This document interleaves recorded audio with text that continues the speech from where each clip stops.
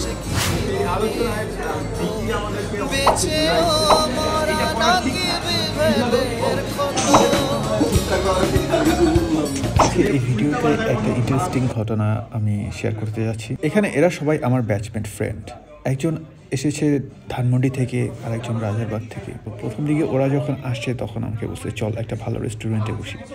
আমার মনে হলো যে এত দূর থেকে আসছে তাহলে তো ফুড বিলটা আমারই দিতে হবে, একটু কম কম খাবার অর্ডার করি।